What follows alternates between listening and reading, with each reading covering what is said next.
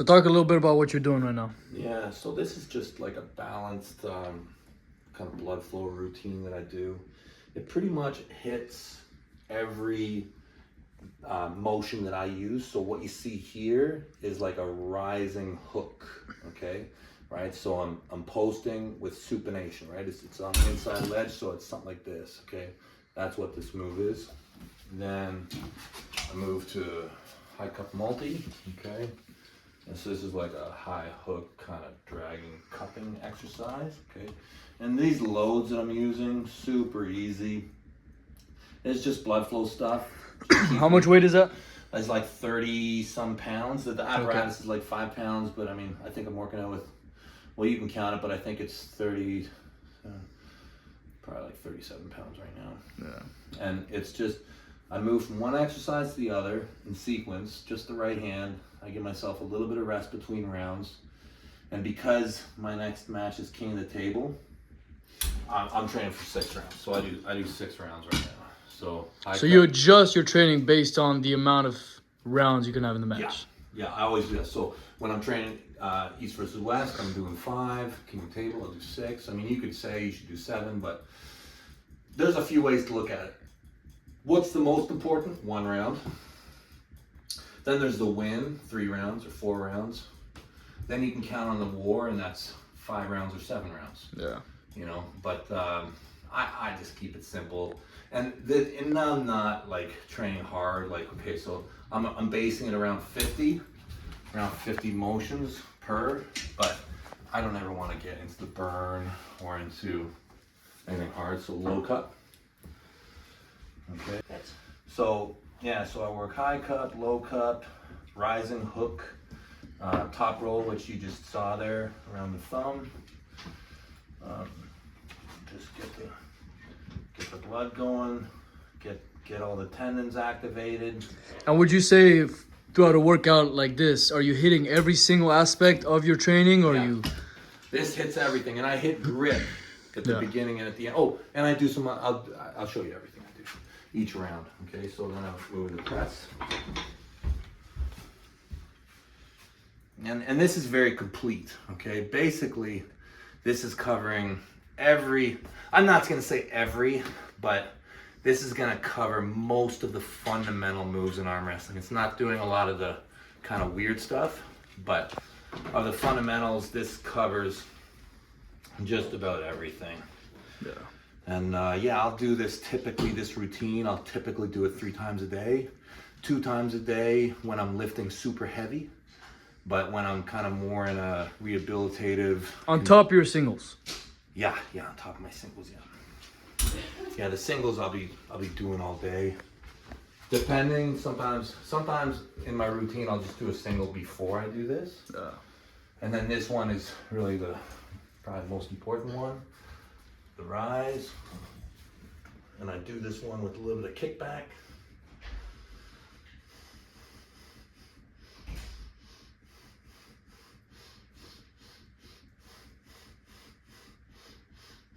Are you counting the reps or no? 40, 1, 2, 3, 4, 5, 6, 7, 8, 50. So that's 50. So I normally aim for about 50, but if I'm not like even close to a burn, I'll throw a few more in there. Yeah.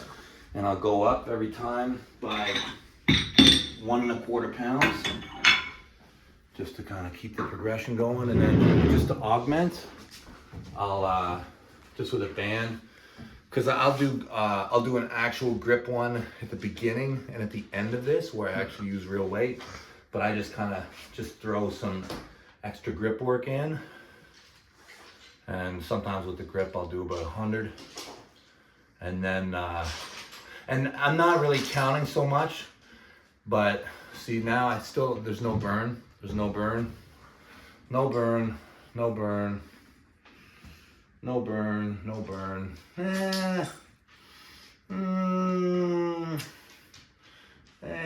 Starting? As soon as it starts, you stop. Yeah, I don't want to burn. And so why do you do this instead of like this, for example? Pain in the ass to change. Yeah? Yeah, okay. I just want to move through it. And that's why I do a legit one at the beginning and a legit one at the end. And here's the magic. This is the trick right here? This is the magic right here. There's the thumb grower. Oh yeah, you gotta get that thumb. Gee. Let's get a close up on Yeah, that. right. I'm gonna be like John Brzezinski. Give me another couple years, that thumb's gonna look just like John's. You ever seen John's thumb? Not in person. I've never met John. It's weird, man. I'd like to be blessed with his presence one day. His thumb is way bigger than it's supposed to be. Yeah? Way bigger. Is it bigger than yours? Way bigger. Way bigger, yeah. Why? It's crazy. Just genetics. Yeah. Oh, I mean, genetics and I mean... Have you ever gripped up with his brother? Bill. No. Does Bill have a thumb like that? I don't know if he does. I don't know. No. But the way you know that I'm really ready is last week I was on 2 notches. And this week, you see that? Oh. See that? That's about Watch it. this. By day of competition, that'll pop when I do that. That'll break open? Then you'll know. When I can wrinkle up my forehead, it's gonna... Yeah. Break that hat right off. Yeah. Have you taken a head measurement recently or no? There's no tapes big enough anymore. No tapes. Before it was easy. I could use your standard measuring tapes, and now they don't do it anymore. And so what do you feel the amino acids bring to you in terms of hydration? Is that something you always drink? I do use it a fair amount, yeah. For one, water can get a bit boring. Yeah. But the dextrose, the dextrose is great. Just the sugar. It's probably the best form of carbohydrate recovery. It tastes good too. Yeah, it tastes great. Yeah. And I don't know. Somebody told me that aminos are good for me, so I just whatever. But yeah, I mean, taste like dextrose really. Dextrose and aminos. You should probably be drinking that instead of water pretty much all day if you're training. Yeah. You take creatine? Oh, that reminds me. Yeah. Oh. Yeah. Thank you. Yeah, and I normally just take. You guys take capsules. It's just convenient. See, I've tried creatinine, which is the blue version of creatine. I've never had as good of an effect as taking powdered creatine monohydrate. Monohydrate. That's monohydrate? Yeah. Okay. Yeah, I take just 1 pill. What is that, 5 milligrams? No, it's 1.25. That's it? Yeah, I'll take 1 gram every workout that I do, so 3. Normally I'll take is that enough for you? Yeah, I think between 3 and 5 grams a day is plenty.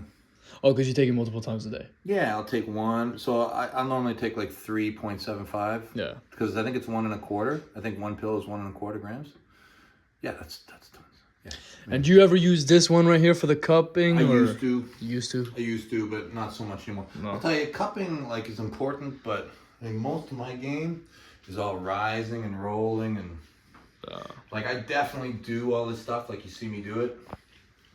But I'll do phases where I don't even do it heavy, where I'm just kind of doing it. But yeah, I mean, to me, priority 1 is these 2, bang, bang. That's my icebreaker. That's how I arm wrestle. And then, the inside stuff is mostly for counters. Yeah. Mostly. That's secondary stuff. Once you have this, then you work your hook. I don't really have a lot of game when it's forcing a hook. Not a lot. I like to hook when a guy's doing something dumb, but I don't like to try and hook somebody who's got a nice top roll. I just think you don't like to hook somebody's got a nice top roll. Are you afraid of getting top rolled yourself? Is that it? Yeah. Yeah. Yeah. 100%. Yeah. I think that in today's arena, in the super heavyweight, even heavyweight division, guys get so strong with their hammer. Guys are so good at just rolling that it's very, very tough for me. And I think most people, I don't know, it's hard to open with a hook. Really. But it's good to go into the hook once the pronator's bumped, right? Oh yeah. Look, if you're in charge of the match and you've got the top spot and they're hooking you, oh yeah, hook with them. Yeah. Have a higher hook. So round 2 hook. Yeah. Next Saturday. Oh. Not off the go, because obviously Georgie's a top roller, right? You wouldn't. Yeah. From the start. Odds are with Georgie. It's a king's move outside top roll, and I don't care if he knows it. I don't care. You're gonna have to beat it. Yeah. I mean, we're gonna fight for the top spot. And you guys have already gripped up. It's no secret, right? It's no secret. It's no secret for me. I think he's gonna get a lesson. Yeah. Yeah, I think he is. I think he's gonna leave that match and be like, "Wow, I thought I knew, but I really just." Yeah. Guess he was playing with me at Arm Wars. Yeah, we'll figure out. We'll see who's playing with who, but I'm really excited about that match. Yeah. Very much. Yeah. And this is it. Like I just do. This is like 3 times a day. It's easy stuff. It's easy work. It's just part of what you got to do to keep everything healthy.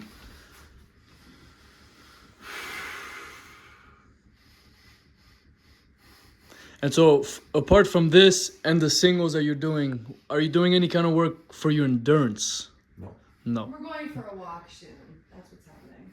Really? But would you say most of the endurance training comes from on the table pulling? You know, endurance is highly misunderstood. Highly misunderstood. I really think that if you're training for endurance and arm wrestling, you're doing it wrong. And this is coming from a guy who's probably recognized as having pretty good endurance in the sport. Yeah. Arm wrestling is about strength and power. Don't ever train for endurance. Train for strength and power, and be a good arm wrestler. And that's the whole where the endurance thing becomes very apparent. Pulling smartly, efficiently. Yes, exactly. Yeah. Yeah. And the thing is so from strength comes endurance on the arm wrestling table. Yeah. Like if I'm way stronger than you, You're not gonna get tired. Yeah, right. I know it's like, but if you arm wrestle efficiently, like if you use more muscles and tire out a person's hand or wrist or pronator, you're just gonna get way more efficient with everything you do. So to me, endurance in arm wrestling is more about being comfortable on an arm wrestling table. Yes, absolutely, there is physiological factors, and yes, there is endurance. I would never recommend training it as a priority. Yeah. You're gonna get endurance. This translates into endurance, okay?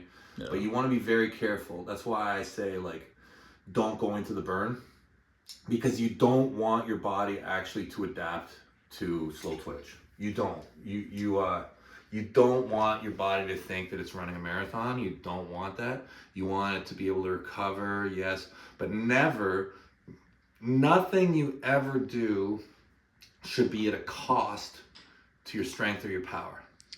But when you talk about efficient arm wrestling, are you strictly talking about outside arm? Because here's the thing.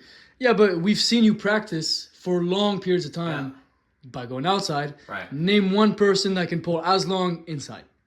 I'm talking about in one training. Inside is look, I think to pull efficiently as an inside arm wrestler, you got to be a total dick, because you're going to be A-side all the time. Like, you can pull efficiently in a press and in a hook on the A side. You can use your bone structure. You can cut a person off. You can do all that stuff. And you can be relatively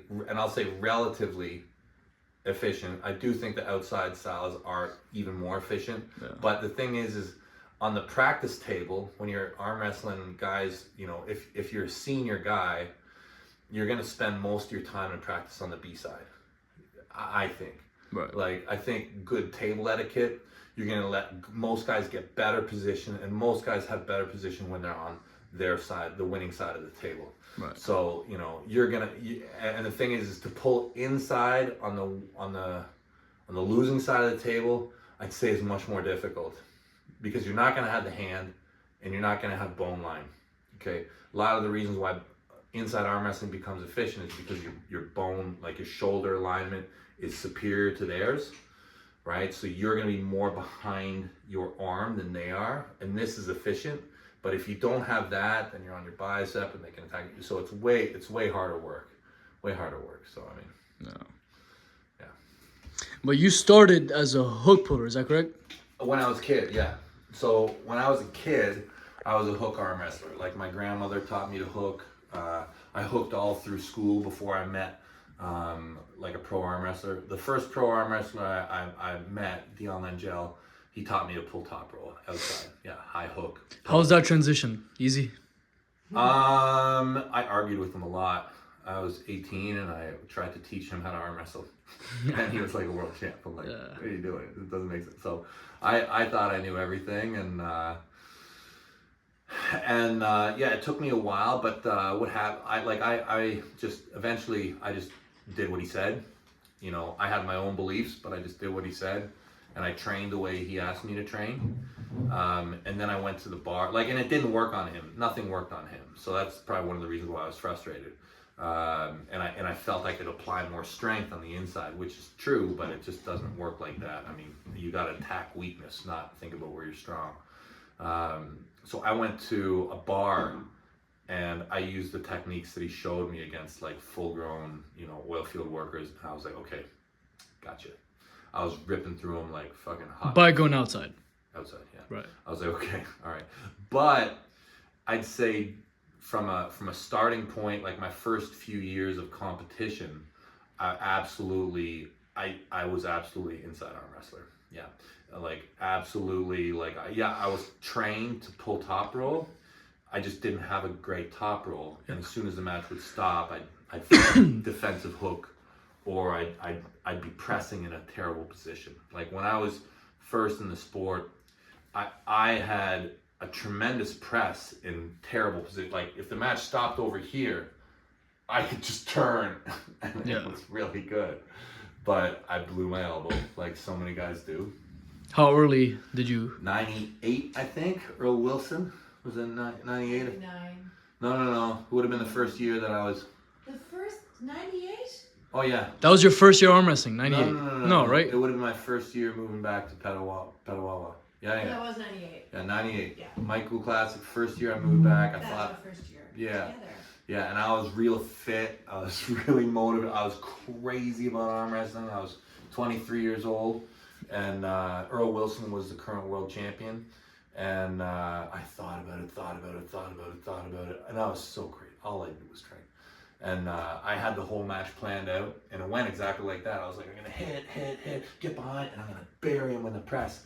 And it went like that. And in the process of me burying him, I stretched out all my ligaments. Yeah, stretched them all out. Finished the tournament. I think I ended up losing most of my matches after that. Yeah. I think I kind of. You kept pulling. Oh yeah, I kept pulling, but I was done. Like I kept pulling, but I was. Wow. And so then it was like a year and a half. I didn't even know how to do physio back then. I like just to touch like this. It was. I couldn't do it, so I top rolled. I really top rolled for a year and a half. So was that injury that introduced the sport of outside arm wrestling? And that's, I think, the way it goes and with so much about arm wrestling. Yeah. Like when you arm wrestle, you will get injuries in your path. And you would say you get more injuries by going inside, by being an inside puller. You're gonna get injuries. Regardless. You're probably gonna get inside injuries first. Right. Probably. I think most guys figure out that they're strong inside, and subsequently they're gonna get injured there. But so brand new person comes walking in this door, says, "Hey, I want to learn how to arm wrestle. Never done it." Would you teach them top roll first or hook first? I'm gonna teach them how to post. Post. So Yeah. top roll. In my mind, post is the opening of arm wrestling. Wow. Yeah. Anyways, so I think you get injured, you keep arm wrestling, you learn a new style. Eventually it heals, you come back to it, and then you got another. And a lot of times I think that's how you really grow as an arm wrestler, is through injury and not stopping, right? Like you got a lot of ways you can pull, and then just hopefully it comes back. And then maybe you can be an old guy like me and get stem cells floating through you and everything comes back. Yeah. Yeah. How's the dual sympathetic reset now? What are we, two months like away from it? 7 weeks. Yeah. I don't know. What do you say, Rabbit? Am I a calmer person? Am I more clear? Am I less likely to flip off? Do I sleep better? Look, in the game of Catan, he seemed pretty chill, pretty relaxed. Super chill. Yeah. Oh, I'd say it's a very, very powerful modality. stress response more accurate. Yeah. Like for me, I primarily got it because of sleep issues. I think that's the main reason why I got it. I don't know, Joe. Why because I got it because Jody asked me to do it. That's the real reason. He got it because I manipulated and intervened so it would happen. Yeah. And you also did it. I did. How's that been for you? I'm an artist now. Yeah? That's what I do. Yeah, it's she. good. Just started getting creative. I feel like you were creative before this, no? It's just a I've different noticed a form. lot of things in Jody. Like, so for Jody, I'll tell you, and you don't always see it yourself, but so she started to express differently. Like, and like she never did art before. That's a big one. But she's way. That's new, really. It's not that I never did art before. It's just I've never like I didn't do this kind of art before. And then I came home literally on day one and was like, I need to draw something. I don't know where it came from, and I just needed to draw, and it's now part of what I feel like I need to do in my life. Wow. I'd say that she's more cerebrally shifted. So like she's gonna think about something before she answers much more now. I see it a lot. Like whereas before Same with Devon. she might be much more emotional or quick to become emotional, whether it's with something with the kids or whatever. Like something will affect her so that she responds emotionally. But now I feel like she's got a way higher threshold before it gets there, and so she'll think rationally much longer before. Yeah. She freaks out and starts yelling at the kids and beating them and Right. locking them in their rooms and stuff. Wow. Sleep's a big one too. But so that's not the only treatment you guys have done, right? I've basically done 3 very interesting treatments. Recently. Yeah. I've done the DSR. Before. What? DSR, ketamine. Oh, ketamine, yeah. Okay. But that's- DSR and ketamine went together, yeah, correct? That's right. Yeah, they have So them together, DSR and but they're, ketamine. but they're like, I mean, they're very Yeah. complementary, but they're still different. Yeah, they are very different. So some people just do one. Yeah. Yes. Okay. So DSR and ketamine together, that's what we were talking about. I've done tons of stem cells. Tons. Can't say enough good stuff about that. And then follistatin, bacteria. Yeah. How's that? Dude, I'm becoming an abomination. Yeah, like I'm like I'm genetically altered. Really? Yeah. And you feel it? I think that's something. Dennis felt it for sure.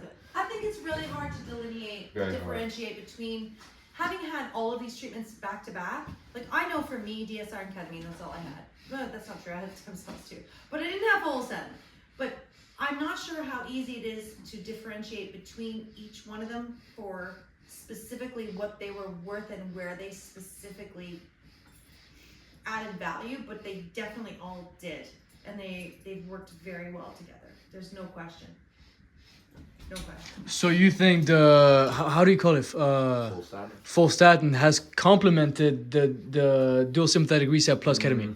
I don't think it's not. Well, it's probably See, an the dual anti-inflammatory. sympathetic reset also affected your fight or flight responses and your ability to Yeah. reset your fight or flight mechanism follistatin- to a baseline, which means it's not just that you're not impeding your fight or flight response, but studies are showing that there's actually an improvement in it. So it's not like you're reset to this really base state without any interference from the world that's worn on you over time, so that your fight or flight reaction is much better. Yeah. Yeah, So the like his goes, follistatin- like if you look at his goes on Dennis in the Dennis match, like he was fast. Yeah. Well, look at And, Hermes. like- Did you get that done after Hermes?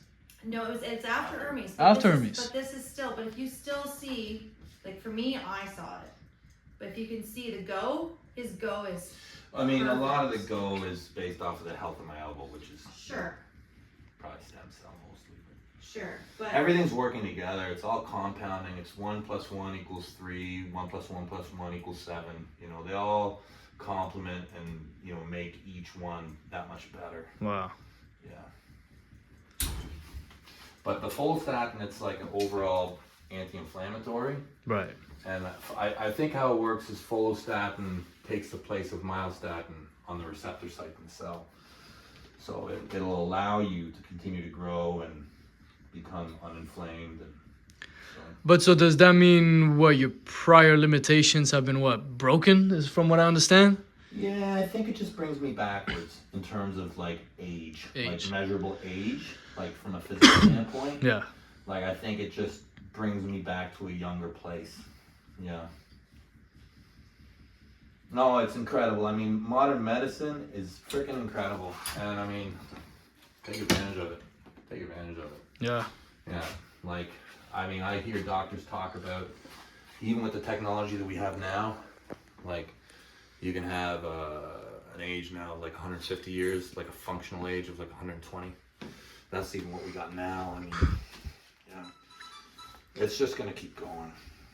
Have they given you an estimate in terms of rejuvenating your body? Is it going to rejuvenate or is it going to slow the aging? Well, because you said bringing it backwards. Yeah, that's the thing. Sounds like rejuvenation. Yeah.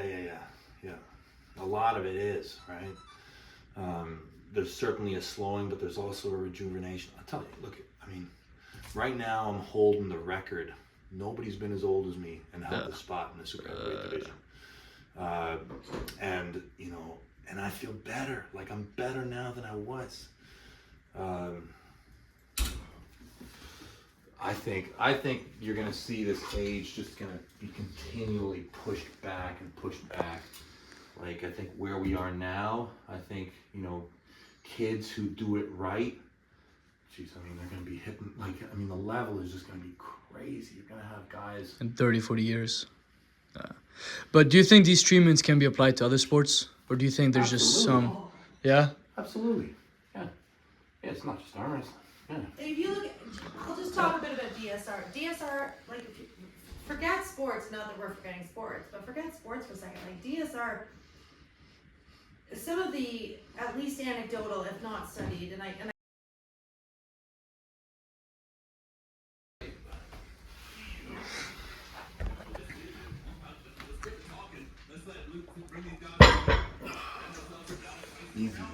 Easy day. Yeah, super easy.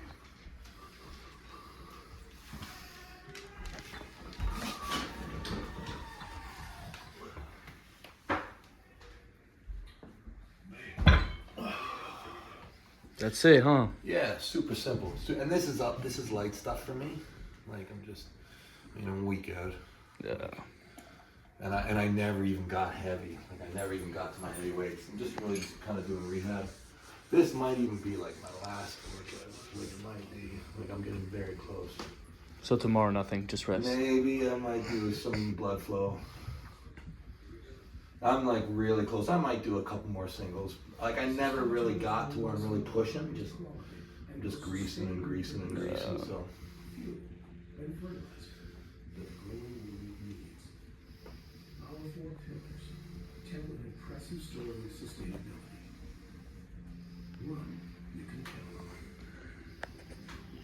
How you feel? How you feel? Warm now. Now Yeah? I feel tingly and warm, but Yeah.